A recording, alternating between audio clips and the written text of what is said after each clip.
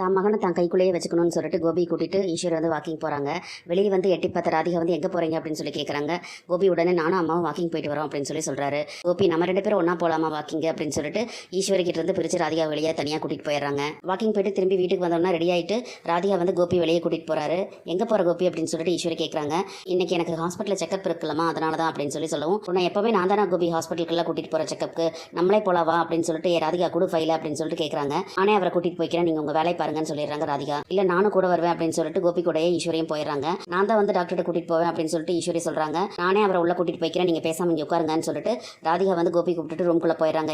இருடி நான் தான் கூட்டிட்டு போவேன் அப்படின்னு சொல்லிட்டு ஈஸ்வரி வந்து பின்னாலேயே போறாங்க. ஆனா ராதிகா வந்து கோபி கூப்பிட்டு உள்ள போயிடுறாங்க. ஈஸ்வரி வந்து வெளியே அப்படியே நின்று இருக்காங்க. திரும்ப வீட்டுக்கு வந்த ஈஸ்வரி வந்து அப்படியே சோகமா சோஃபால படுத்துட்டு இருக்காங்க.